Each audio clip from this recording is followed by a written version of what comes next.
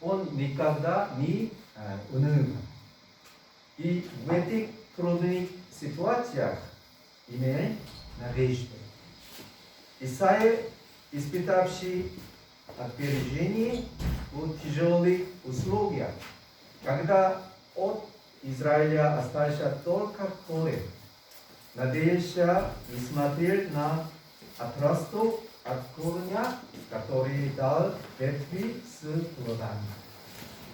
Через видение Исаии мы можем узнать об Иисусе.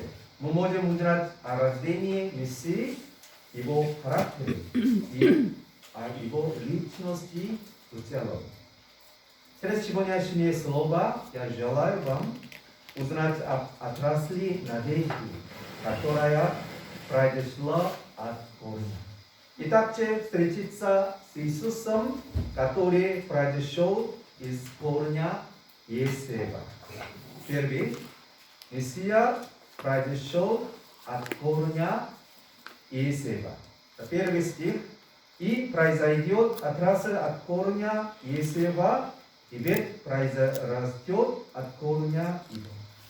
В первом стихе говорится о происхождении Мессии. Пророк Исаия говорит, что Мессия произошел от рода Иосифа. Если посмотреть в родословие Иисуса от Евангелия от Матфея, то там Иисус берет начало от Давида и Авраама. А тогда почему же Исаия не представляет Мессию как потомка небесных Давида или Авраама, а говорит об отрасли Иосифа?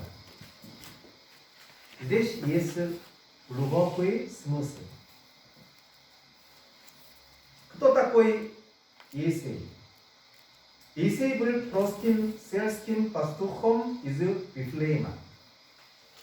В то время колено Иосифа было незначительным. Таким образом, Мессия родился не в царской семье или в семье из высшего класса, а простой, никому не известный. И еще одно, на что вы должны обратить внимание, не от Иосифа дерева, а от корня, который остался. Мессия родился от корня, который остался от дерева, и от этого корня произошла ветви, от которой родился Иисус. Один отросток, одна ветви символизирует слабость. Одна слабая ветви не стоит угрозы. Люди часто пренебрегают одной ветвью и одним ростом. Но сказано, что от одного отростка и от одной ветви произошло родословие Иисуса Христа. Потому что в одном отростке и в одной ветви есть жизнь.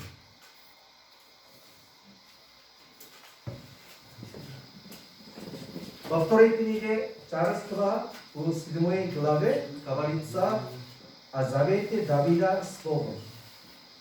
Бог дал обещание Давиду, что его потомки всегда будут сидеть на троне в Израиле. Но в отличие от завета, заключенного с Богом, царство Давида после смерти Соломона разделится на южное и северное царство. Израиль покорился Ассирии, а Иуда испытывает позору вавилонского плена. Народ вернется из Вавилона, но будет подвергнуто бесчестию. Духовное состояние Израиля тоже тяжелое. После пророка Малахии Господь в течение 400 лет не послал пророков в Израиль. Израиль можно было сравнить с темной, непроглядной ночью. И кажется, что завет, данный Давиду, был расторгнут.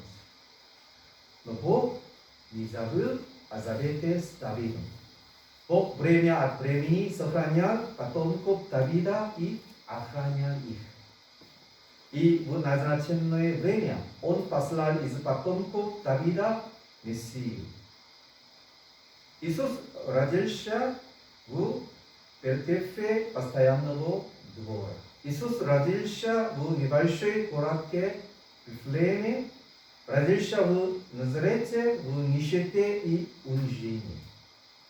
И свою благую весть он начал в Галилее Иудейской. Люди гоняли Иисуса и тех людей, которые верили в Него. И в конце концов, эти гонения, они привели его на крест. Но Иисус воскрес из мертвых и стал спасителем человечества.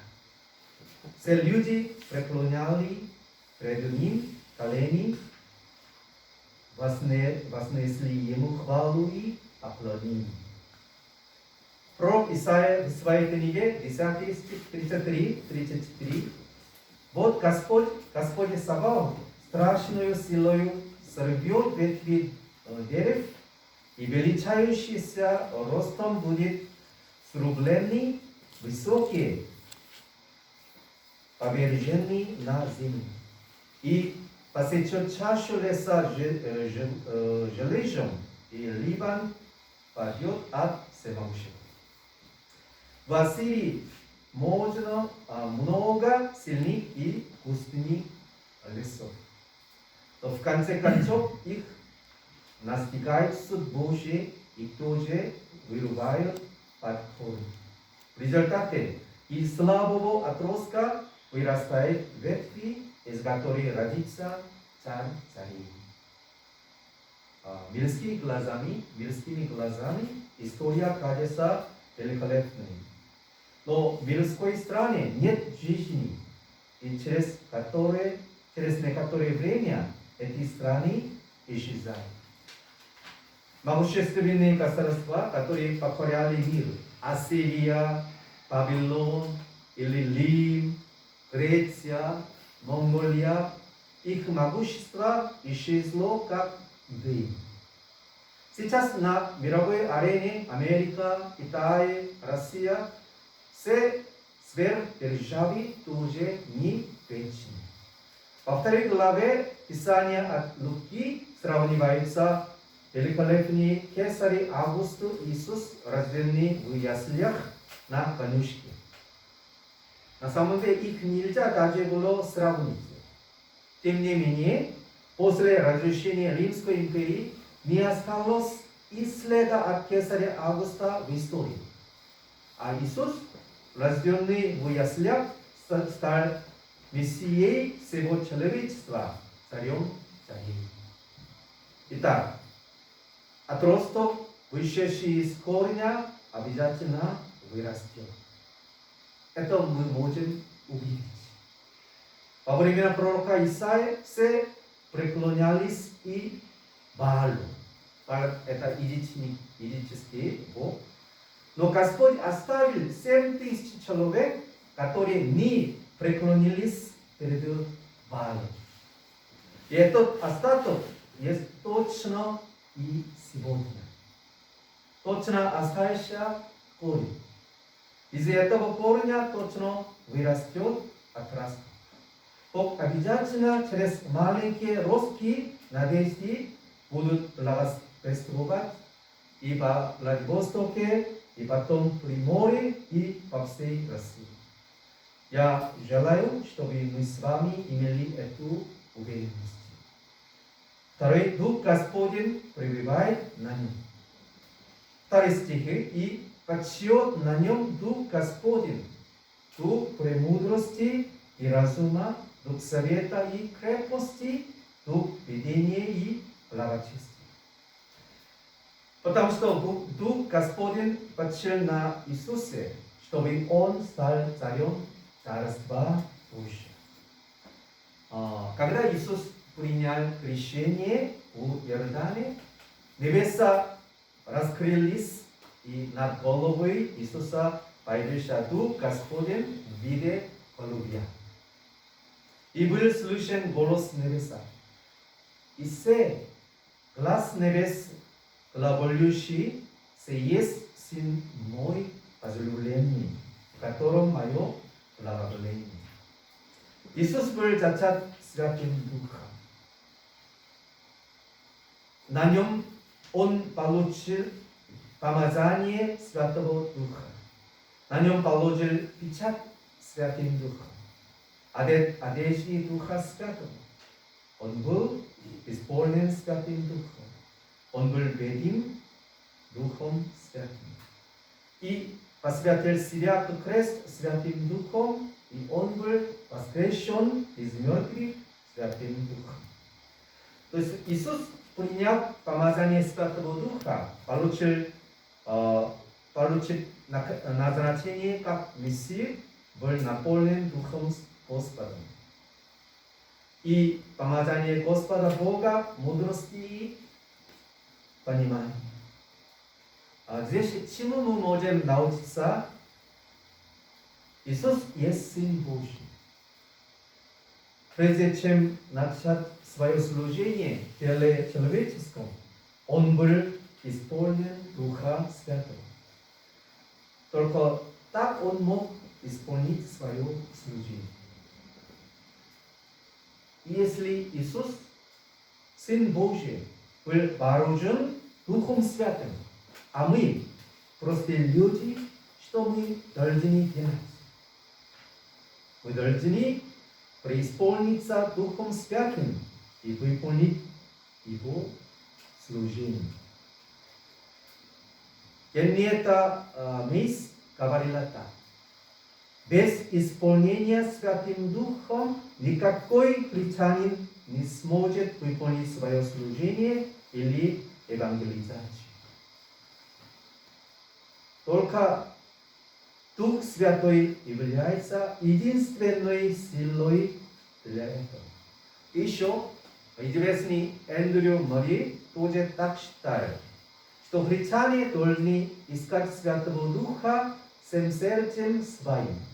Не приняв Святого Духа, ни христианин, ни церковь не сможет жить и служить так, как этого хочет Бог. Господь мог использовать наполненных Духом Святым Веслея и Чарльз Фини, Джонатан Эдварда и Муди и Спurgeon. 그래서 так как они были исполнены Святым Духом, Бог использовал их в истории евангелизации. Я желаю, чтобы мы с вами тоже были людьми, исполненными Духа Святого, как Иисус, и с Его силой служить Его истории. В-третьих, Мессия с наслаждением исполнится страха Господня. В 3 стихе: и страхом Господним исполнится. Человек в процессе жизни испытывает много радости. Кто-то радуется вкусной еде. И как только появится свободное время, он идет в какой-нибудь ресторан.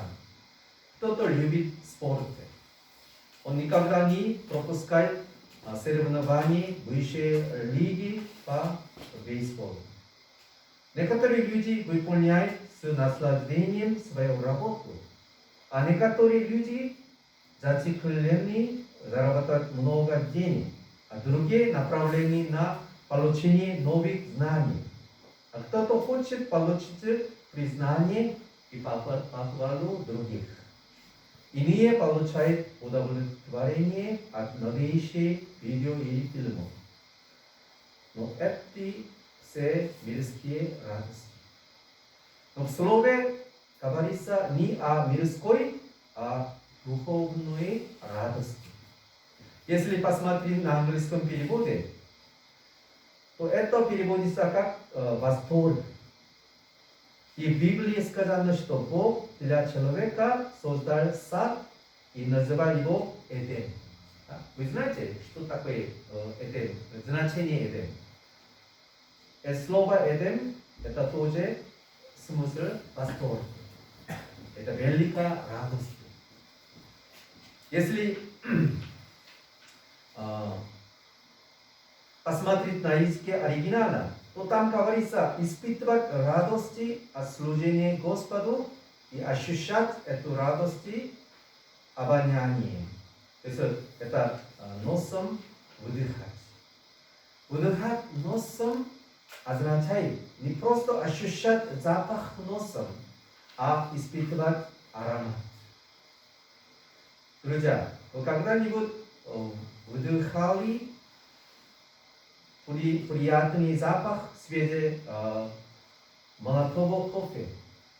Недавно я нашел вот этот аппарат, да, для кофе, и сам делал кофе и нюхал такой аромат. Этот запах наполняет все тело. Именно в такие моменты рождаются стихи.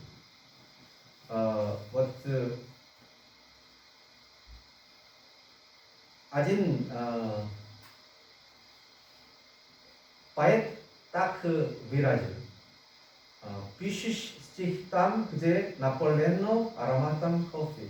Этот запах наполняет все тело. Именно в такие моменты рождаются стихи. Я должен написать любовные стихотворения с сильным ароматом. Такой поэт говорит, что богатый запах кофе заставляет писать стихи о любви. Этот запах порождает в душе желание писать стихи о любви. Испытывает радости от поклонения Господу. Наслаждаться Господом, испытывать радости от Господа. Господь является источником моей радости. Все, о чем говорится. Но люди больше, чем радости в Господе, ищут мирских радостей. Но ведь это не радости, это просто интерес. Интерес, оно моментный, чувственный и плоский. Следуя за интересом, люди разрушаются. Когда человек употребляет наркотик, то он ощущает дополнительный интерес, который другие не испытывают. Какой-то моментный восторг. Но каков же потом результат? Потом становится мусором и пропадает как социальная личность. Человек должен иметь радости, идущую от Господа. В катехизисе Вестминстерского аббатства есть первый вопрос. Какова первая цель человека? И каков же ответ? Самая первая цель человека – это прославлять Господа и всегда радоваться Его. Человек был создан, чтобы прославить и радовать Господа. И когда живешь так, то у человека есть счастье и полное удовлетворение. Иисус, что бы он ни делал, он имел истинное удовлетворение и радость. И царь Давид жил радостной жизнью, ощущая Бога. В Псалме, глава 16, стих 11, он так исповедует: «Полнота радостей пред лицом Твоим, блаженство в деснице Твоей вовек». Так что же конкретно нужно делать, чтобы радовать и преклонять Господа? Быть с Ним и радовать Его. Бог есть Дух, и Он не видим, но через Слово Он представляет себя нам. И через Слово мы можем общаться с Ним. Благоговеть перед Господом – это любить Слово Божье. Пророк Иеремия всегда находил радости в Слове Божьем. Он признавался так: «Обретенные слова Твои, я съел их, и было Слово Твое мне в радости, в веселье сердца моего. Его имя Твое наречено на мне Господь Божий Саваоф. Тоже Давид, да? известный царь, тоже радовался, размышляя над словом. Как же он любил Слово Божие, что он мог так сказать? Как люблю я закон твой, весь день размышляю о нем. Здесь очень важно, это он так сильно любил Слово Бога, он весь день размышлял о Слове. Аминь. И он сказал, предваряю рассвет и взываю, на Слово Твое уповаю. Отче мой, предваряет утреннюю стражу, чтобы мне углубляться в Слово Твое. 그래서 автор псалма читал Слово, размышлял над ними в радости, ожидал рассвета. Значит, он не ночевал, да? Он не спал. Да? Ему было очень радостно читать его Слово. До рассвета он читал Слово Бога. Аминь. Так сильно он любил Слово Бога. Да? На следующей неделе уже начинается новый 2022 год. У нас, да, какая радость у нас? Я думаю, что наша радость должна, мы должны любить Слово Бога, как Давид, как псалмопевец, да? Любить Слово Бога и размышлять над Словом целый день. И мы любим Слово Бога и даже читаем до рассвета. Я молюсь, чтобы в новом году мы так сильно любили и благоговели перед Словом Бога. И Мессия не судит по виду и по слухам. Смотрите, 3 стих. И будет судить не по взгляду очей своих, не по слуху ушей своих решать дела. Люди часто судят о человеке по его внешним данным. И так они часто неправильно поступают. Мы не можем все знать, что происходит у человека. Мы не можем объективно судить о человеке. И не можем точно определить ситуацию. К тому же мы сами несовершенны и противоречивы. Поэтому судить просто по услышанному и увиденному – это опасное дело. Имея ограниченные знания, мы часто делаем ошибочные выводы о других. Человек может судить по внешности, а Иисус судит по его внутренности. 4 человека, которые принесли своего расслабленного друга и разобрали крышу, чтобы спустить его к Иисусу. Люди, увидев этот возмутительный поступок, осудили друзей. Но Иисус увидел их веру. Он не судит по внешности и по наслышке. Он будет судить по правде и по истине. Он видит наши внутри. Он видит нашу мотивацию. Когда мы что-то делаем, он видит наши мотивы. И мы не должны делать что-то перед людьми, а перед Господом Иисусом, который знает все наши мотивы. И также мы, когда мы помогаем кому-нибудь, мы не должны смотреть на его внешние поступки и выносить решение на его мотивы и на их веру. Мы сегодня через слово узнаем. Иисус, кто такой Иисус и откуда произошел Иисус. Иисус Христос пришел в этот мир младенцем. В глазах людей он очень слаб, но он стал нашим спасителем. Он стал нашим Мессией. Рождество – это рождение Иисуса Христа. И мы должны вспомнить о Его милости, о Его благодати. Давайте мы, думая об Иисусе Христе, прославляем нашего Спасителя, нашего Иисуса Христа. Давайте помолимся вместе. Наш Небесный Отец, благодарю Тебя за то, что Ты дал нам Твое Слово.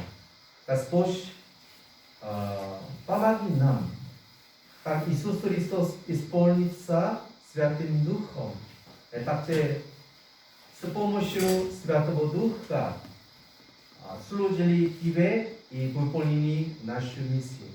Господи, помоги нам каждой минуты, как псалмопевец любил Слово Бога, любить Твое Слово и размышлять Твое Слово. Пусть с нами, я молюсь в имени Иисуса Христа. Аминь. Сейчас давайте, думая о Слове Бога, вместе помолимся. И молимся о своих нуждах, молитвенных и о церкви. Помолимся вместе. Помолимся. Небесный Отец, благодарю Тебя за то, что Ты дал нам Твое Слово. Господь, сегодня мы пришли, чтобы поклониться Тебе. Господь, Иисус Христос пришел в этот мир для того, чтобы спасти нас от грехов.